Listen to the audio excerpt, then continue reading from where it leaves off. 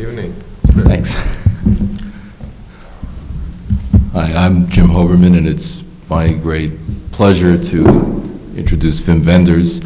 And just in that one little clip, there is so much going on that has been played out throughout Wim's career.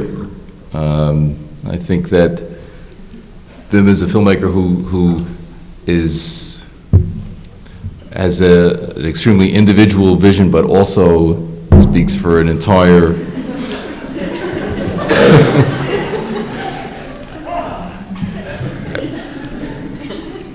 Let's just start.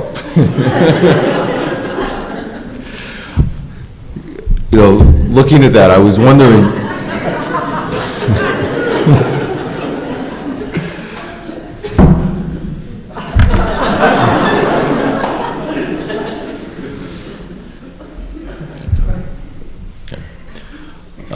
You were born in Dusseldorf right after the war ended, and looking at that, I'm wondering, what did America seem to be to you as a child?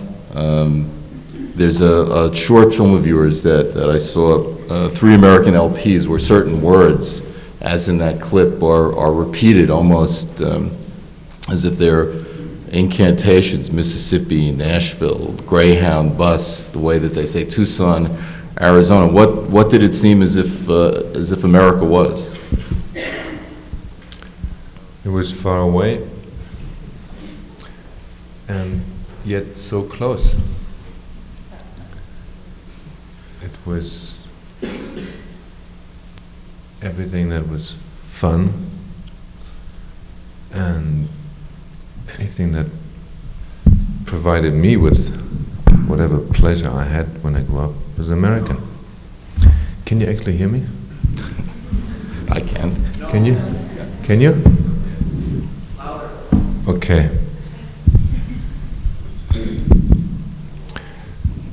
It was a strange thing to grow up in post-war Germany. Can you hear me now? Because it was growing up in a place where people just never looked back. And if you're a child, you realize there's something wrong. And people just frantically looked forward. And if you're a child, you like to look back. And all the pleasures I knew were not homemade. All the pleasures I knew, comic strips and movies and music, and later on novels, they're not from this place that I lived in. So I started to long for this mythical place called America, where they had everything: cars, movies, and rock and roll. And when you quote that line from the Velvet Underground, I forget what song that is. Her life was saved by rock and roll. Yeah. How did that apply to your situation? I mean, was rock and roll something that was ubiquitous from the Army, the American Armed Forces radio, and so on? Was it apparent that when Elvis was stationed in Germany, that this was a world historic event? Oh yeah, this was a big deal.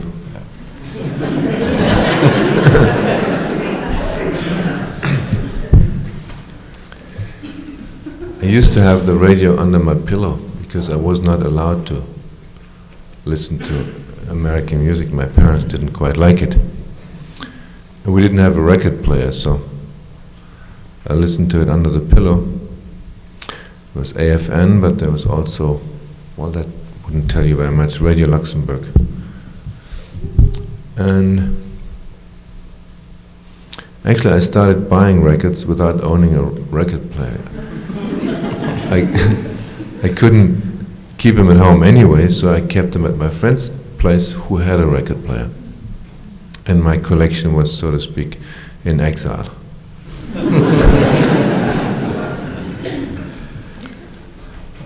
Were you a particular fan of Roy Orbison? Did something lead you to use that song in that sequence? He was always, I mean, he's every singer's favorite singer. So, yeah, I was particularly fond of Orbison, but who wasn't? Do you think if you'd chosen Pretty Woman that your career would have been changed?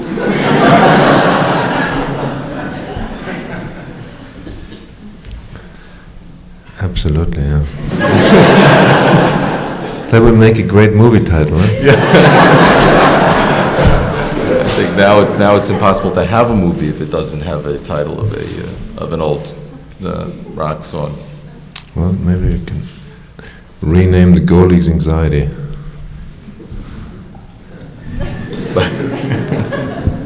The title is not as good as Pretty Woman, huh? Yeah. But it seems that the idea that the song has to do with a dream, as they're looking at pictures of a place that they've never been in, and she's imagining that how could you live in Tucson if you don't also live in a trailer, which seems to be an exotic thing. It's an appropriate choice, certainly, for that moment. And then when they go out into the courtyard, back into Germany, as it were, there's another form of music, a more kind of polite European music that they hear. I think you once said that if it wasn't for rock music, you would have been a lawyer. I guess there was a wide variety of other choices, yeah. Mm-hmm. Doctor, probably. After all. Well,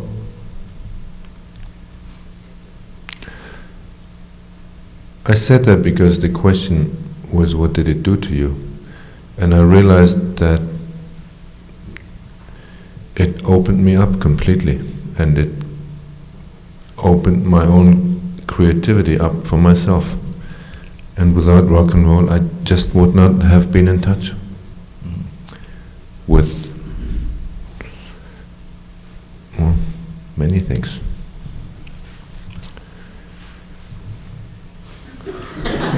Did you ever play in a band? No. I played a lousy saxophone. And eventually I had to, I was running out of money.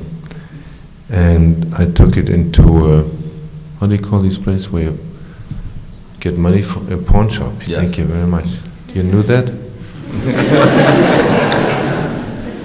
Did you?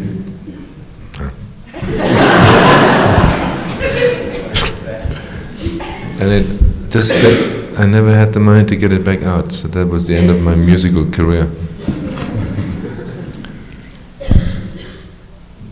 Yeah, it's striking that by this time rock stars in the 50s had replaced movie stars. I mean, were there any American film stars that had any of the same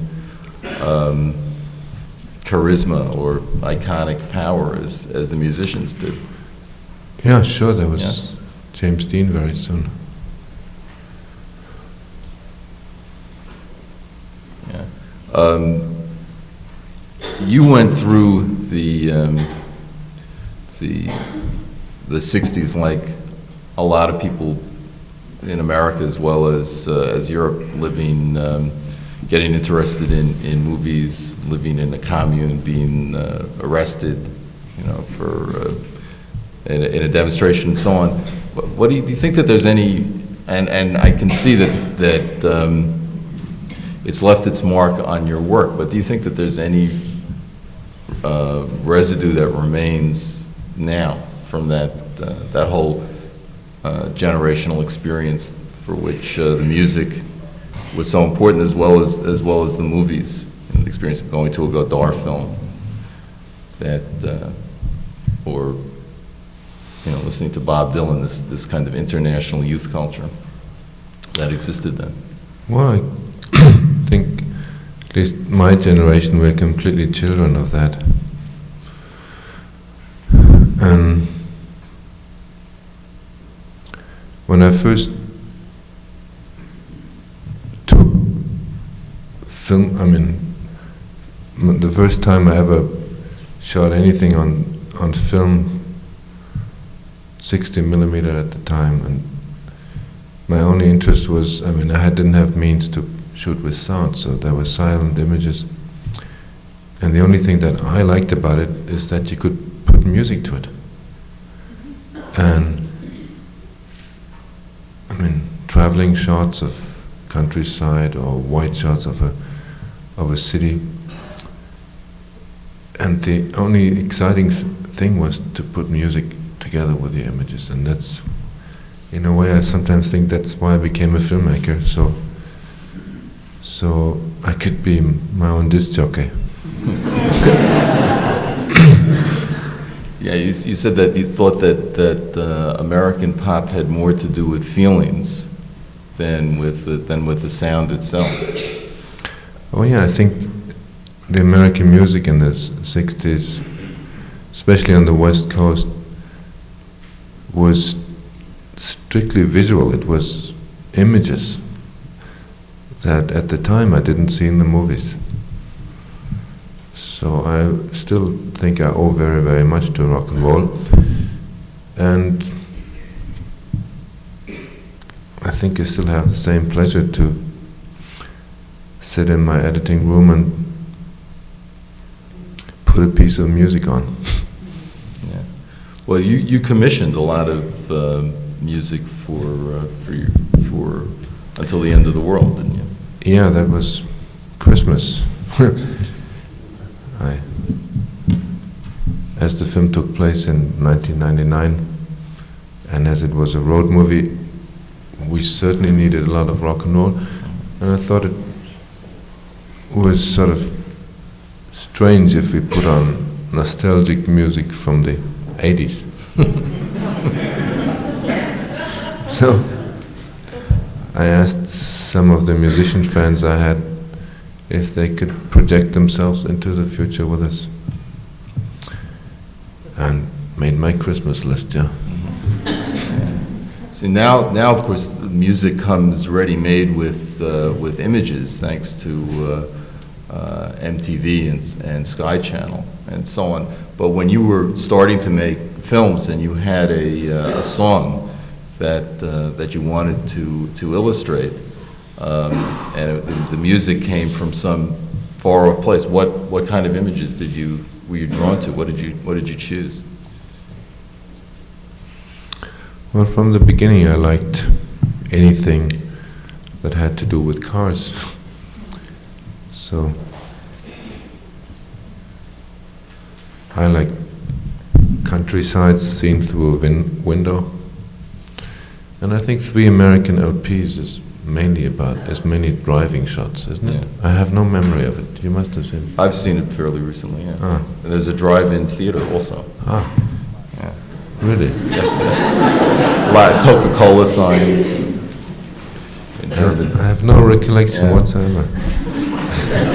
See, it struck me that at the same time that the music is so important, there's also a certain ambivalence too about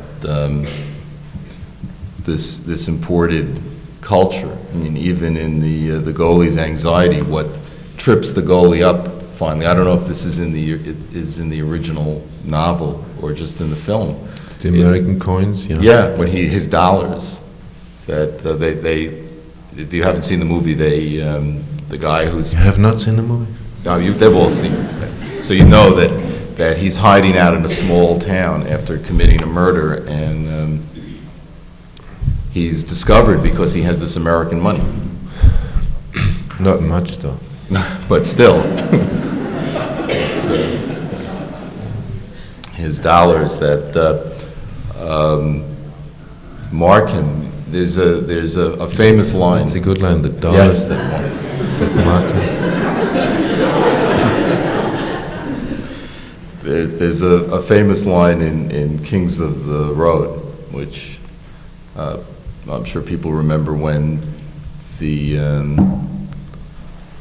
the two men are standing right by the border that used to separate East and West Germany, and one says the Yanks colonized our subconscious. I don't know if he's speaking for you, but he's making a statement about the Americanization of Germany that seems to also play itself out in your films. That it wasn't completely a liberation. No, it was, of course, always a two-sided thing. That they were offering us something really tempting and beautiful. And on the other hand, you realize that in your own country you were not quite at home, because you started to have your home somewhere else, in your mind, in your subconscious at least. So was it as if this became a kind of substitute history that prevented perhaps coming to terms with the national past? Got in the way? I don't know if it got in the way. At least I think it opened up paths into the future, and it didn't prevent looking into the past. I mean, it was the Germans themselves who stubbornly continued to repress any effort to come to terms with something.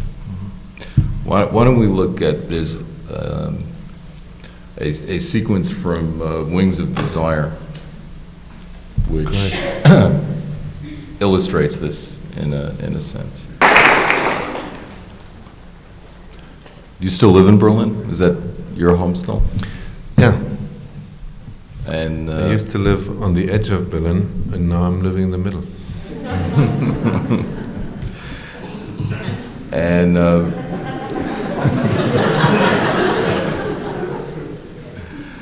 yeah, well, in a way, Wings of Desire, it's only 5 years ago that was shot.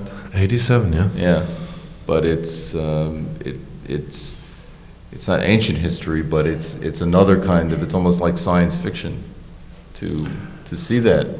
Now, I remember you said you moved to Berlin. It was the only city in Germany where you felt you could live at the time. Yeah, when I decided to go back to Germany together with Paris, Texas, after the shoot, we edited the film in Germany, and I decided to also stay there. That was the only place where I could envision staying in Germany, because it's, first of all, it's a city with a sense of humor, which is already pretty extraordinary.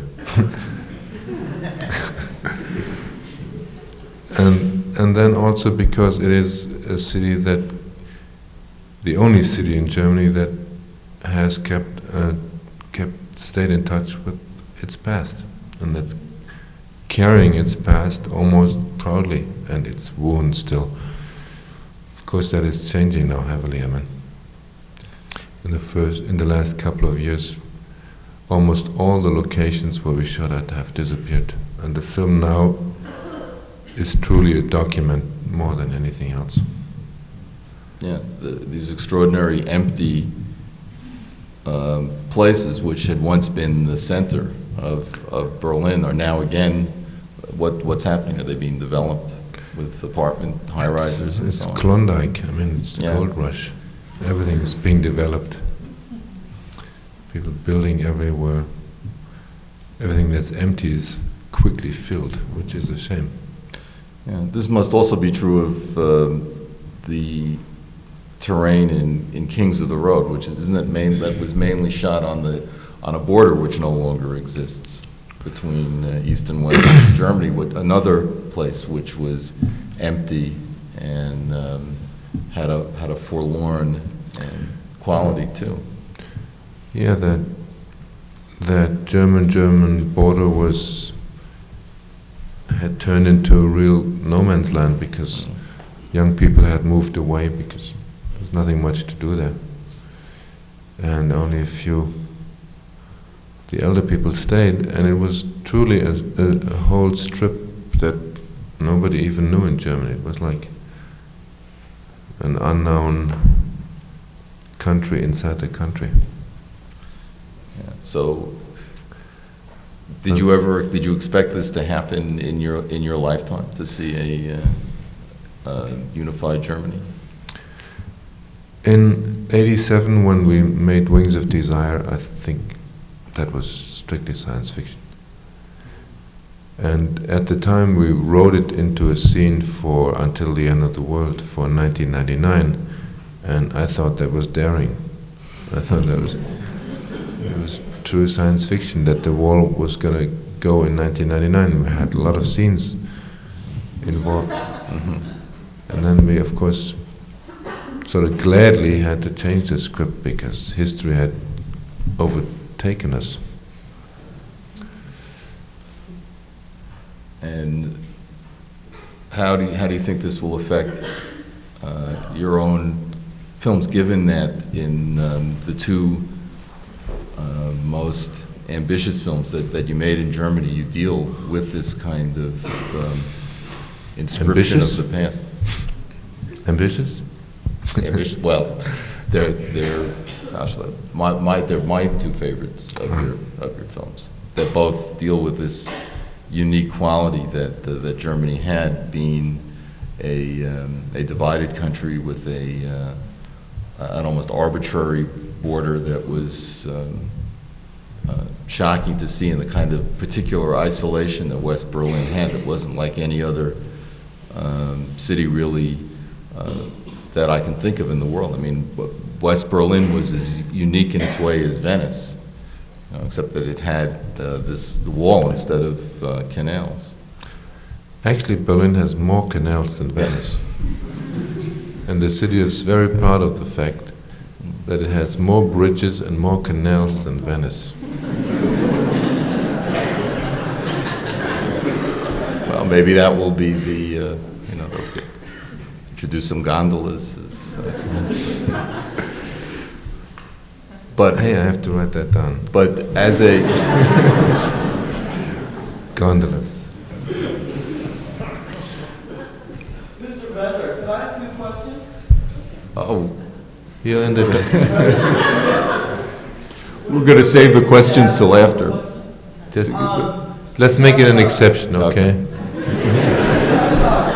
Wings of Desire as being a documentary, but I think that last expert that we saw states how well each of us has our own individual walls, and in every city, it seems like people are clear where their neighborhood is, where their neighborhood isn't. That's particularly true of major American cities, New York, Los Angeles.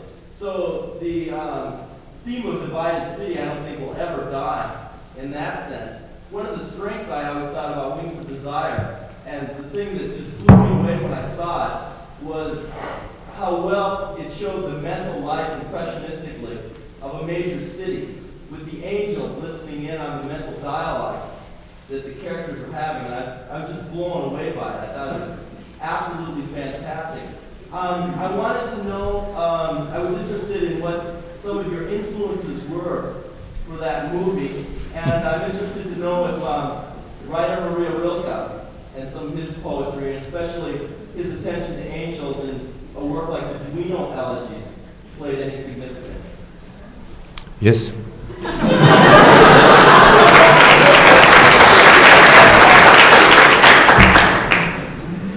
No, really.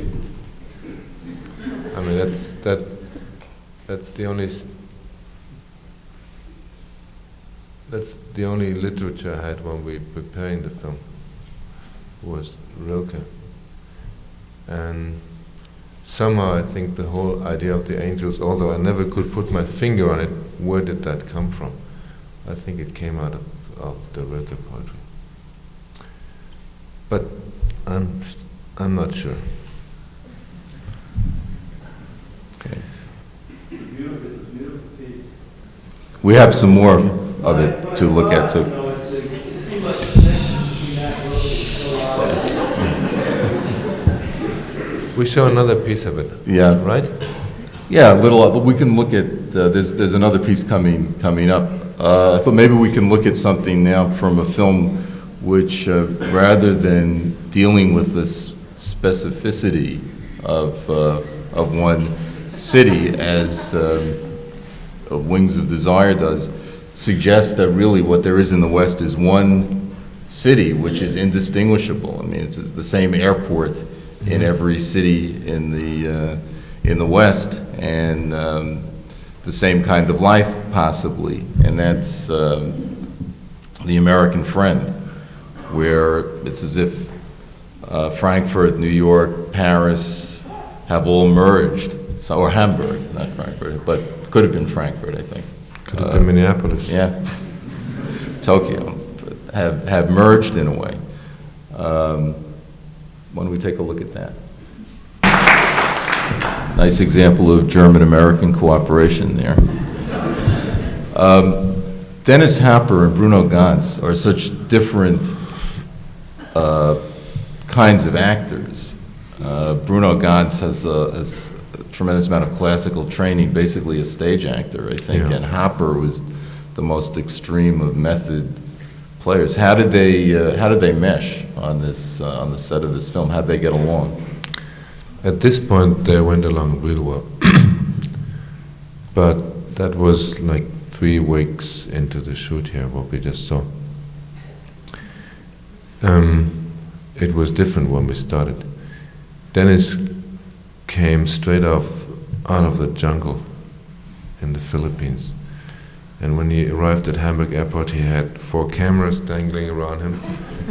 And he was in wardrobe from Apocalypse. Well, he was in wardrobe and in character too. In character, Yeah. wardrobe, completely crazed out of his mind, with open wounds all over his body.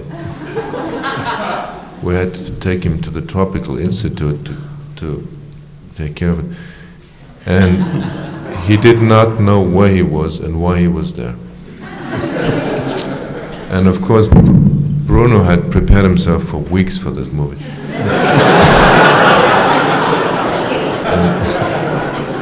and Bruno knew each gesture, every move, he knew everything.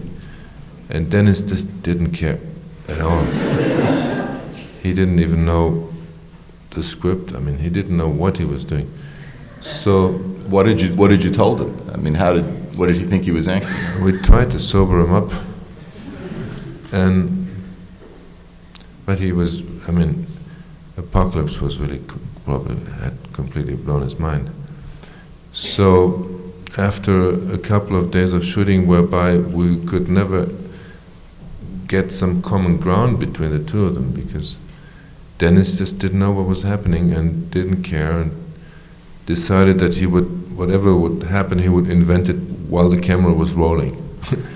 And Bruno was prepared and couldn't get rid of whatever he had prepared for, because Dennis never gave him the lines. So after 3 weeks of shooting, they started to hate each other so much that out of a sudden there were fists flying. And before we knew it, it was just terrible. They started to really fight each other. And I just called the rest of the day off and we just went home. And the two of them disappeared together, and they showed up in the morning completely drunk. But arm in arm.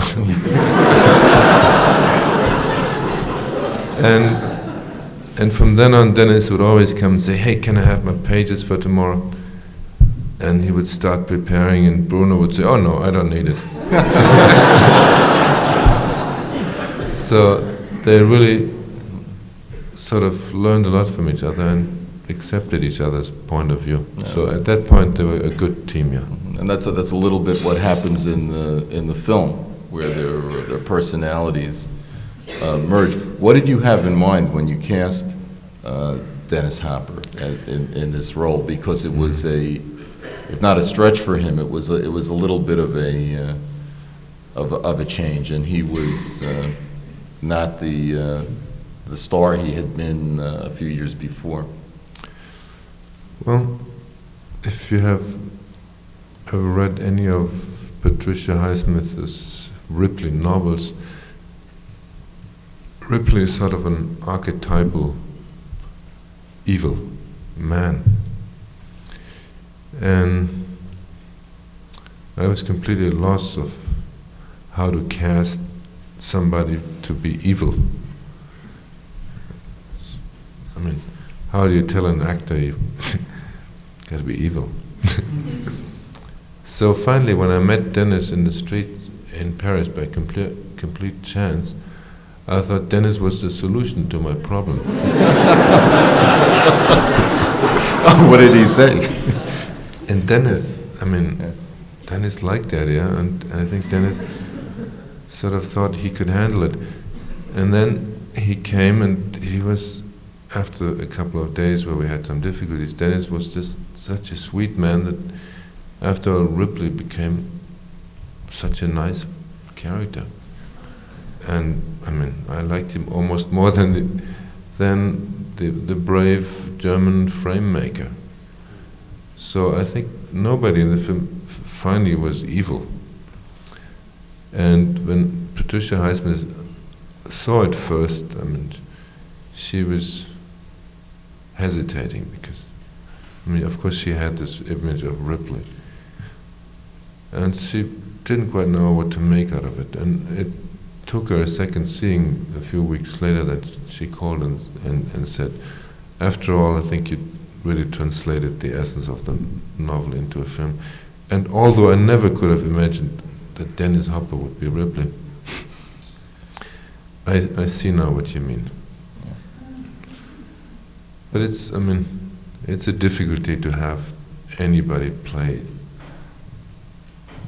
a bad character. He mentioned you along with George Stevens as the two directors who he thought that had gotten the best performances from him, or that he had worked the best with. Well, So I'm flattered. there's an amazing amount of directors who turn up in this movie. I've There often are all these wondered other about bad this. guys. Yeah, there's Dennis Hopper and Sam Fuller, who plays a kind of gangster chief, and Nick Ray, who's a painter in New York, and Jean Eustache, and Daniel Schmidt also.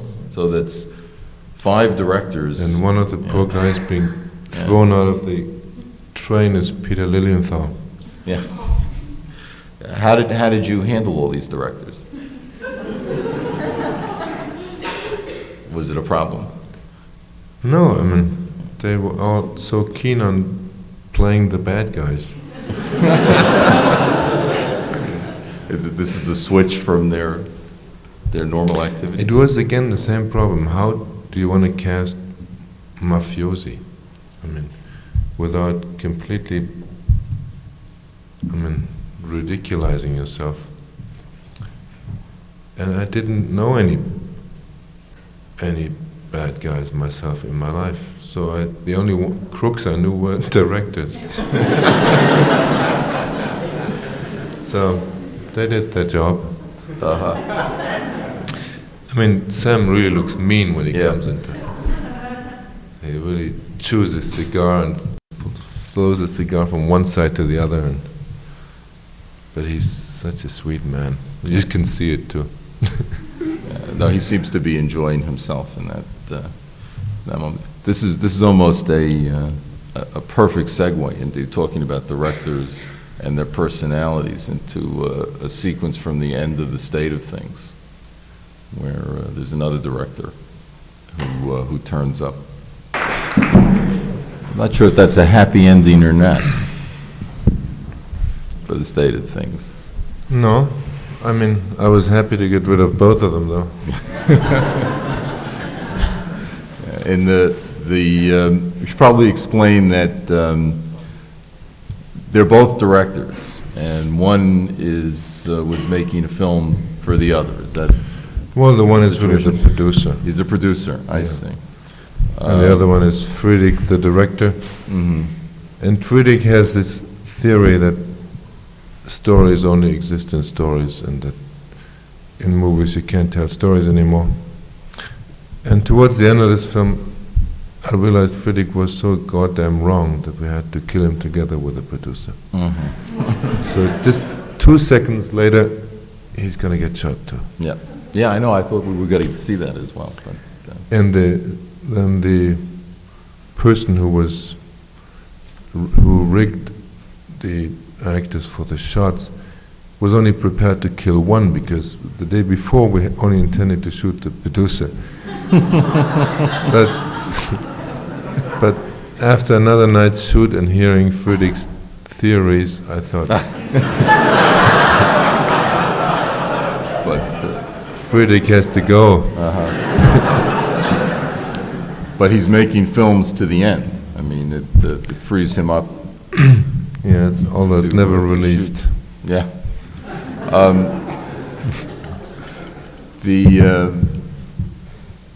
The portrait of the producer in his van is so vivid, and do you think that there's this element of megalomania and control? It seems inherent, really, in the process of making films, particularly big productions. I mean, there's that go with the territory that you have to want to impose your will on large numbers of people, not to mention time and space. Well, it doesn't necessarily go with the territory that you become insane. I mean, but Gordon is pretty far out there. Mm-hmm. Of course, Gordon is not really a great producer, I think. Mm-hmm. But would you say that this is a kind of occupational hazard? Yeah. I would say so. I hope there's nobody in here who feels offended. Yeah, Any producer in here? nobody will admit it now. But you made films in Germany, in Europe, various kinds of co-productions, and also in the U.S. And around the time that this film was made, you said that contemporary American films are beginning to look more and more like their own trailers. I guess this is in 1982. I mean, do you think that they're looking less like trailers now, or maybe more so? I think they look a little less like trailers, because I think overall there's a different language that has found more and more access into the language of filmmaking, and that's in a very general way the language of publicity and of advertising. Yeah, but I'm wondering if it's almost impossible now to distinguish the experience of looking at a movie from the experience of having a movie pre-sold, of having it shown to you in pieces on television and then reported on as news on television and discussed, and so on, and always being aware of the tremendous outlay of capital that every movie involves. You have to root for it to either make its money back and more, or if you don't like it, root for it to lose its money and bankrupt a studio, and so on. So it seems to me that there were certainly intimations that you came away from Hollywood with intimations that this was the case. I guess so, yeah. I mean, I just couldn't get used to the idea that filmmaking in the first place was seen as an investment. And I mean, and I cannot help it maintaining that it is in the first place a form of communication. I wouldn't say art, because that doesn't apply sometimes. And because there's so much else involved, and there's so much craft, and artists, and the word art movie in a way, I think is so misleading, so I'd rather keep the whole term art out. But communication and expression It's a form of expression. And it's not in America, it's only in the second or third degree it's a form of expression, but first of all it's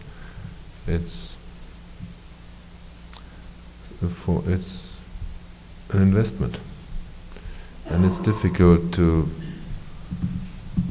for me to get that order straight. And you think that it's possible to make films that are something else in Europe or under other conditions?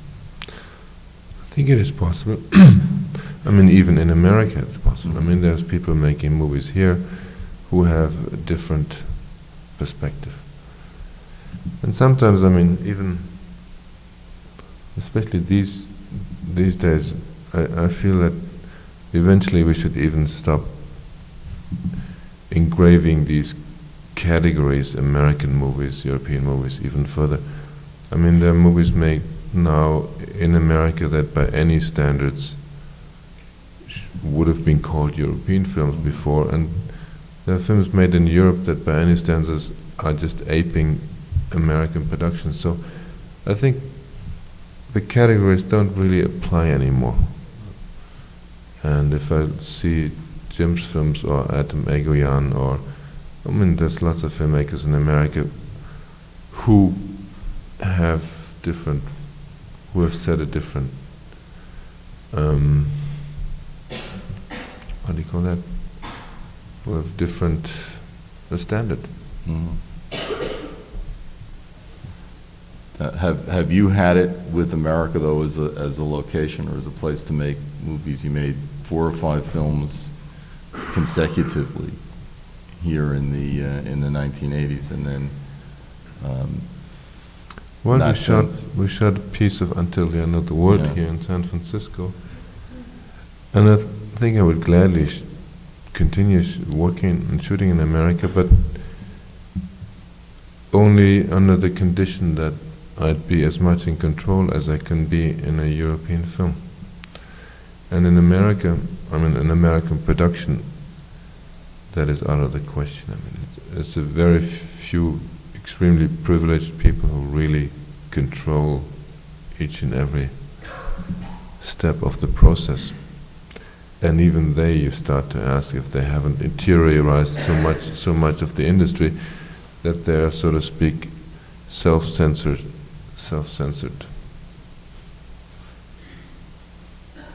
Yeah, so you're saying that in essence, I mean, it would be possible to make independent productions, but not studio films.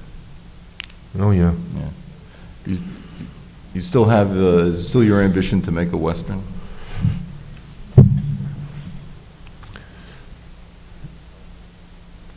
Yeah, Studio, very much probably, so. yeah? Very much so. I mean, I once started writing one together with a woman from New York called Jane Kramer. It was about the only strike, the only cowboy strike ever. Actually, there was a strike. Yeah. They didn't even know the word for it. They didn't know it was called strike, what they were doing, but everything they did was a strike. And none of them survived it. They all got killed. Where was this? In the Panhandle, in Texas.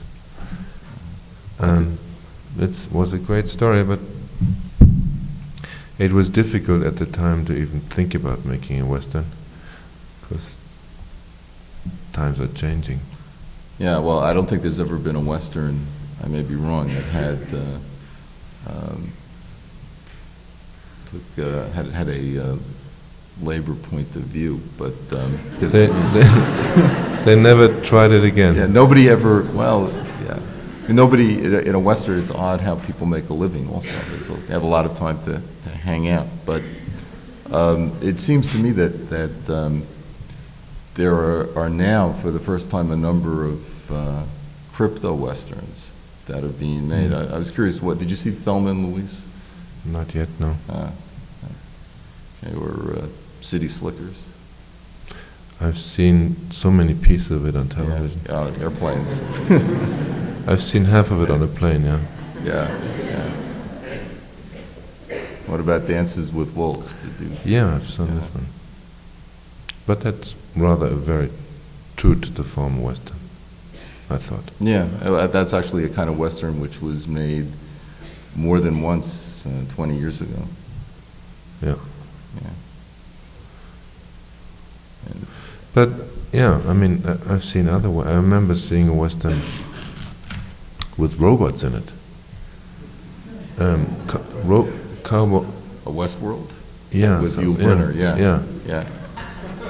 Robot Well, cowboys. it's actually the same plot as City Slickers in a way. It's just, you know, that in Westworld they go to a theme park, a Western theme park, instead of, you know, treating the West as if it was itself a kind of theme park.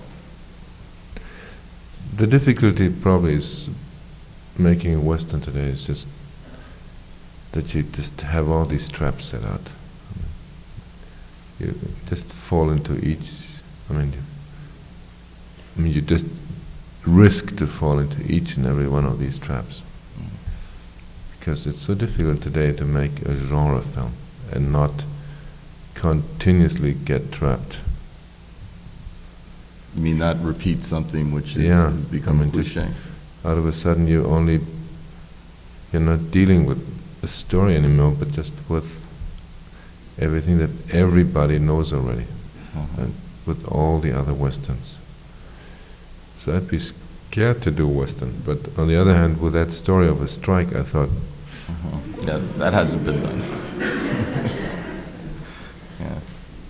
I mean, are there any movies that you've seen on airplanes or otherwise that came out of Hollywood that you don't feel are repeating formulas which have been developed and ossified? it's not only on airplanes that I see movies. No, I know.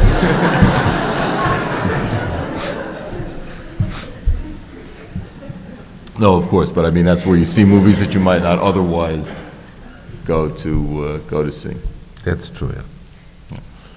and where you can't avoid it. I mean, you're there.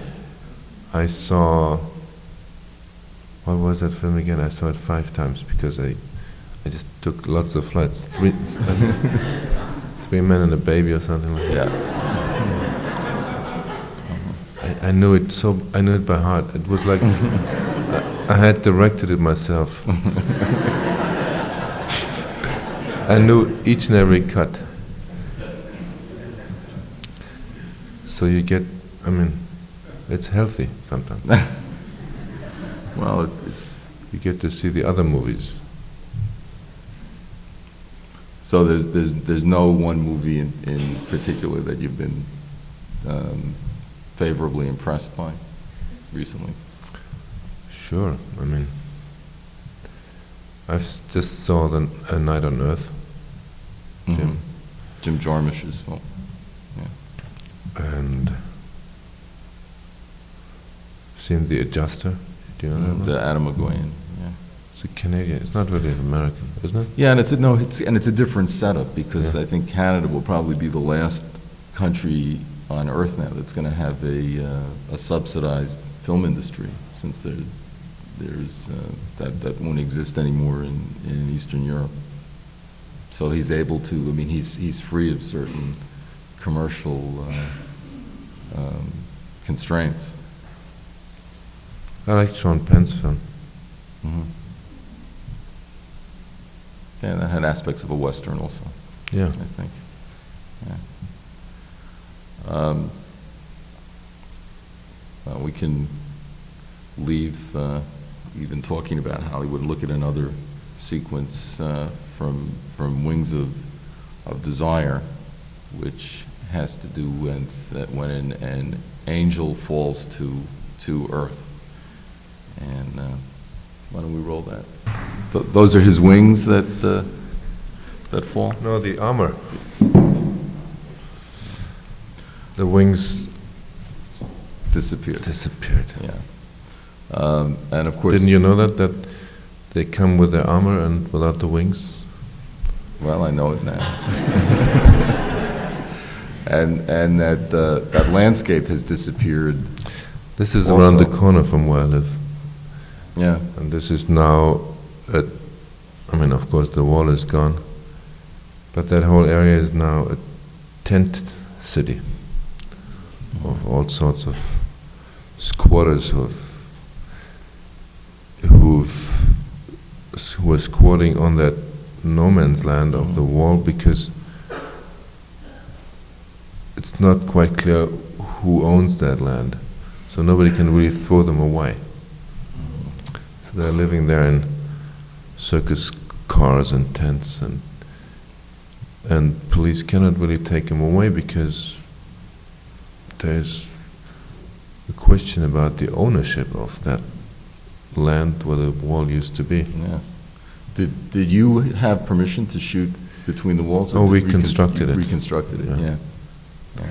That, I mean, it was out of the question that you would shoot really there. I mean, there were mines and stuff. They may still be there. Yeah, well, but I mean, apparently they took it all out. No, we had to construct it. Actually, I mean, I was giggling when I saw the shot. The one amazing thing about the no man's land between the two walls, I mean, it's two walls and there's this stripe in between, is that this incredible population of rabbits living there. Millions and millions of rabbits who, since the wall is gone, now have invaded the city. They're everywhere now. I mean, it's a real plague in Berlin. But at the time we constructed the wall, so of course we didn't have rabbits in there. So we put these rabbits in, and they were sort of trained. There was a rabbit wrangler coming with them. And these rabbits that he put there had nothing else in mind as soon as they were set into liberty than to guess what they do, the rabbits. And we had to shoot the scene 100 times because each time the rabbits in the background would just start screwing. And nobody was able to listen to what the actors would say, because if you have screwing rabbits in the background. So he finally gave them all some sort of injection. So they would stop from doing what they wanted to do. So it's not altogether authentic then. No, the rabbits are fat. Yeah. And I understand that you're working on a sequel now to Wings of Desire. yeah, because in the very end of the film it said to be continued, which we took more or less as a joke. I mean, and especially as when we shot the film, when we didn't really have a script, but I had the big wall in the office with all the cards for all the scenes. In the middle of the wall we had a black line, and that was the scene that we just saw when he becomes a human being and when his armor falls on his head. And that now in the film is almost at the end of the film. And we always intended it to be the middle, and then we had a whole second, lots of scenes about what would happen when he was alive. And also the other angel would then join him. And we never got to do it because after 6 weeks of shooting, we had just barely gotten him to the point where he would come alive. And so we never shot anything of our intended second half. So that's why I promised Otto Sander, who is the leftover angel, that eventually we would get him out of there. That he'll get to be human too. But it was more of a joke, and now because everything that happened, we realized it was really now or never that he would join his friends. So we would shoot this spring. Also in Berlin? Yeah, in some of the same places, although they have nothing in common anymore. Yeah. And Peter Handke is also working on the film? Peter would shoot a film of his own at the same time, so he won't help me. Uh-huh. Peter will he made a film called The Left-Handed Woman, which was unfortunately never really shown in America. It got a brief release. And that's a beautiful film. Yeah. And he will now make another film called The Absence after a novel of his. Uh-huh. So you're writing the script by yourself? What little script there will be, yeah. Mm-hmm. Because we wanted to be really dealing with the everyday reality and the street life of Berlin, so we will improvise a lot of it. Mm-hmm. But who knows? I mean, maybe I'll write something.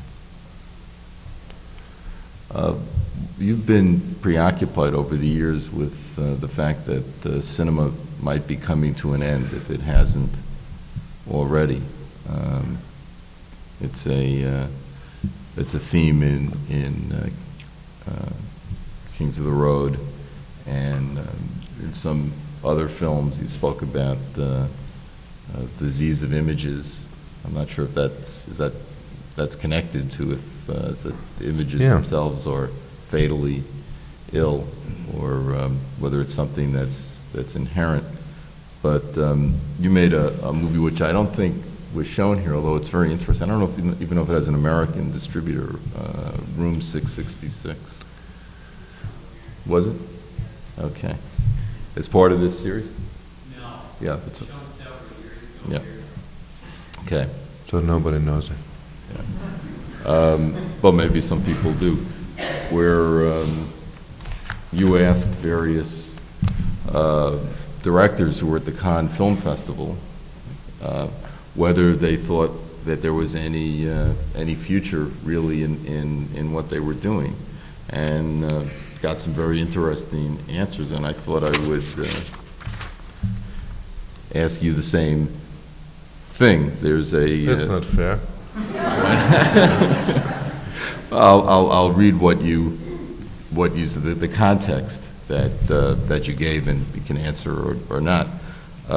More and more films look like they've been made for television in terms of lighting, framing, pacing. It seems that for the greater part of the world, television aesthetics have completely replaced movie aesthetics. A great number of films refer to other movies instead of referring to any reality outside itself, as if life couldn't provide stories anymore. Fewer movies are made. There is a tendency towards more sensational superproductions at the expense of little films. Many films become instantly available on video, and this market is exploding. People are watching cassettes at home instead of going to a theater. And then the question, the cinema, is it a language about to get lost, an art about to die? I think at the time I was much more pessimistic about movies than now, and I think when we made State of Things, or a couple of years later, Room 666, I would not have imagined that the cinema worldwide had such a second wind as it has now, and is so much alive and so varied and so rich as it appears now. Mm-hmm. Well, it seems that you've also become interested in a kind of amalgam of film and video, that the technology may be adding something as well as subtracting. Yeah, I stopped thinking of it as just the enemy, which was my attitude in the beginning. And when I used it with Nicholas Ray in Lightning Over Water, I looked at it strictly as the cancer inside the film. And I've started looking at it differently. First of all, because I realized there were people out there who made really beautiful work on video. And second, because I realized that it could be used in an appropriate way, and that it could be used sometimes even in such a direct and spontaneous way that you could do things that you could not do on film, and that you can also just use it as a notebook or use it like sketches. So through the last couple of films, I think I've not become a friend of electronic images, but I've started to get used to the fact that they'll be around, and that they eventually will also substitute the photographic image, and that it might be better to befriend them than to deny them. Well, why don't Can we... you say that? Yeah, befriend them instead of, yeah, sure, rejecting them. Sounds terribly awful. Why don't we look at a remarkable sequence which uses video, although it seems to me that there's a kind of ambivalence in Until the End of the World also in the use of video. But in any case, it Oh yeah, we'll certainly, talk about that after. yeah, it doesn't look like anything else that's been on film. It's from Until the End of the World.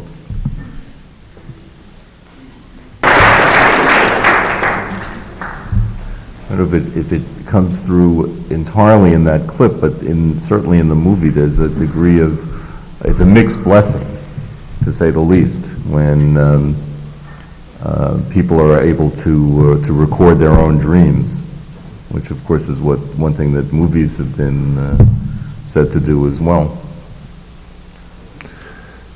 Yeah, actually, I mean, it's not so much a mixed blessing in the end, but in a way the film makes it very clear that it thinks of it as rather some horrible development.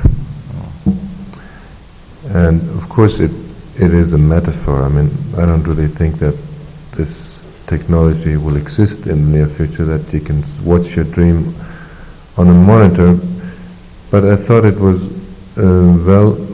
valuable metaphor to show where images might want to go in the future. They've gained so much territory on us. We've gotten so much used to seeing all forms of violence, seeing all forms of our most intimate life, like sex and everything, and nothing will actually stop the images from gaining more and more territories. So I thought the ultimate territory and the last frontier would be our interior images, our memories and our dreams, and that eventually they'd be accessible. And then people would not, and then it would lead to images that would make us blind. In a way, the film, I mean, I don't know, probably only very few people have seen it. It talks about a technology and a computer that can make blind people see, but at the same time, the same technology makes seeing people blind. Yeah. So it is really a film that talks about our visual culture in the future as a metaphor. Mm-hmm. And a pessimistic film for a filmmaker to make. In a certain way, because these people who see their dreams later on, after this scene, become sort of dream junkies and are enabled to interact with each other and become victims of an extreme form of narcissism, like almost autistic. Yeah, solipsistic. Solipsistic and become really very, very ill.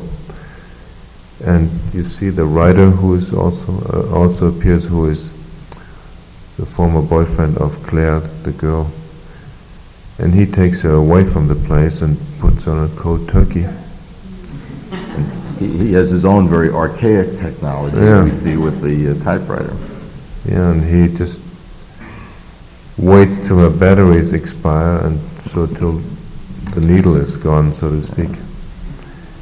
And then he cannot really help her, and he is of course not a doctor, and she is completely in despair and really on a cold turkey, and the only thing that he knows that he can do is to write her story down for her. So he continues to write feverishly and finally gives her her own story, and reading her own story brings her back to reality. That, and in a way, the film is saying that the images will, in the long run, make us suffer from a complete lack of reality. And something as ancient as the narrative and the word might bring us back to it. What? Between? Well, I think images are not necessarily linked to narrative at all. And I think we're surrounded by images more and more that don't tell us anything anymore. And sometimes, I mean, you just go through your television and zap through it, and you realize nothing really tells you anything anymore. So it's not as if it's the end of cinema, but the end of some other kind of, that cinema's replaced some other kind of living. I mean, in a way, of course, the traditional American cinema did do nothing but tell stories through images. I think we're approaching an age where there's a bigger and bigger gap between storytelling and the images. And more movies pretend to tell us a story and are really just functioning according to some formula and recipe, and that is not storytelling. I mean, fulfill some sort of recipe in order to just create a chain of sensational images is not storytelling. That's completely empty. And I have a feeling that images, the more they are around us, the less we see and the less they really tell us. So it's not really that the message of the film is movies have nothing to tell us anymore. In the contrary, it's to remind us that movies do have the power to tell stories, and that's the only thing that will be able to give morality to images is to be linked to a narrative, to be linked to a true narrative, not just a fake pretext. Well, thank you.